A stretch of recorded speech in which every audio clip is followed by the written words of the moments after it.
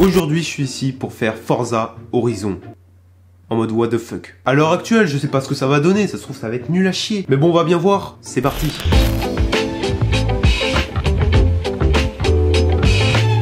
Bon, pour vous résumer, je dis Forza Horizon, mais déjà, je sais pas du tout ce que ça a donné. Parce que j'ai pas du tout organisé la vidéo, vraiment, je me lance à l'arrache comme un connard. Mais bon, je compense en disant un Forza Horizon what the fuck. Je dis ça parce que je pense qu'à la fin, ça va pas être ouf, quoi. Genre vraiment, on va pas être sur un triple A, quoi, si tu vois ce que je veux dire. Mais bon, tout d'abord, on commence par prendre un modèle de projet Unreal voiture. En gros, tout le système de la voiture est déjà présent et donc je peux le réutiliser.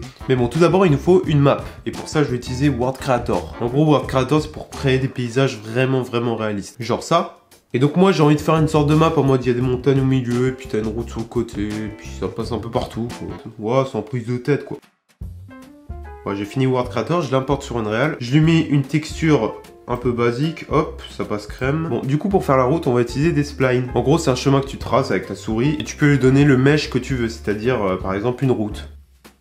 Ah, cette sensation de vitesse qu'on a dans le jeu. Mais bon, je trouvais que les textures c'était pas assez réaliste dans le sens où normalement quand t'as une montagne, bah, c'est un peu de la pierre, un truc comme ça. Du coup, on retourne sur World Creator, on applique une texture et on applique le mode convexe qui va permettre de rajouter de la pierre en mode dans les creux quand c'est raide, quoi. Et donc ça va apporter un côté un peu plus réaliste. Voilà, donc on a notre map et en fait j'avais pour idée de mettre un océan pour que en fait la map ce soit une île. Du coup, je fais un carré, hop, je mets l'eau et maintenant il me reste plus que à faire toutes les côtes.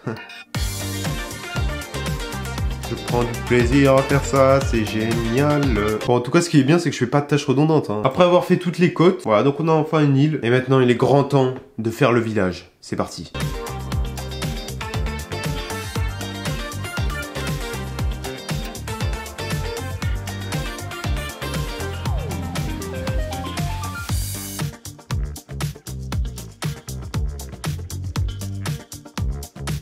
Voilà, donc j'ai fait le village. Voilà, c'est un peu un village chelou, mais bon, faut être indulgent dans la vie, ok?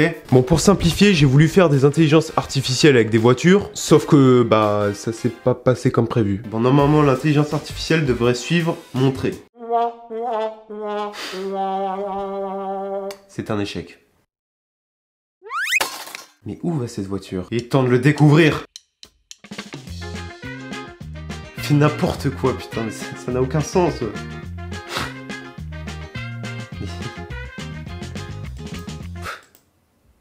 Attention, on assiste à une course entre deux intelligences artificielles. Qui va atteindre la mer en premier? La question que tout le monde se pose. 3, 2, 1, go! Oh, attention à la voiture de droite qui fait un très bon départ. Oh, ça continue, c'est très serré. Oh là là, la bosse qui va... Oh non, la voiture de droite. Wow, ok, bon la course dégénère un petit peu. Mais je pense que ça va reprendre... Oui! Oh là là, elle continue! Et pendant ce temps, on note que la voiture à gauche a complètement dérivé. Mec, elle va le faire. Allez, oui! Ouais, mais là, faut s'arrêter au bout d'un moment. Bon voilà, j'ai raté mes intelligences artificielles, mais ça a rajouté un côté drôle au jeu, non? Bon, ah, ça c'est notre voiture. Une vraie sport car. Mec, c'est incontrôlable. Oh, y'a rien qui va dans mon putain de jeu de merde. Hop là, regardez, c'est maniable, quoi, putain. Et les gens qui disent que c'est pas maniable, il y a un moment où faut grandir un peu, quoi. Voilà, donc on a un côté forêt, montagne, un côté village aussi. Ok les gars, j'ai quelque chose de très important à dire. Numéro 1, j'ai carrément la flemme de finir le jeu. Franchement, regardez la map, je sais même pas où je vais, genre. En fait, ce qui est relou avec Unreal, c'est que tu mets énormément de temps à avoir des résultats. Dans le sens où c'est dur de prototyper un truc, enfin ça met du temps en fait. Et c'est pour cette raison que sur mes vidéos, je vais faire mes jeux sur Unity. Ça va beaucoup plus vite pour prototyper et puis ça va faire des jeux qui sont, je dirais, moins lourds et moins durs à faire. Puis aussi j'ai envie de changer avec Unity parce que, je sais pas si vous avez remarqué, mais tous les jeux que j'ai fait sur Unreal, c'est drôle 2 minutes, vraiment, parce qu'il y a un paysage, tu vois. Mais sinon, au bout de 2 minutes, tu te fais chier, genre. Parce qu'il y a rien à faire en fait. Et sur Unity, ça va permettre de faire des jeux moins lourds, avec des graphismes potentiellement moins élevés, plus cartoon, mais où il va y avoir des vraies quêtes et des trucs vraiment un jeu où tu peux jouer plusieurs heures, tu vois. Et pas juste dire j'ai refait ça parce que j'ai refait une map un peu stylée, enfin tu vois. Regardez hop, je vais sur le site. Mais regardez ça, gagner en rapidité, plus de connexion, plus d'implication. Non mais voilà, mes prochains jeux, je les ferai sur Unity.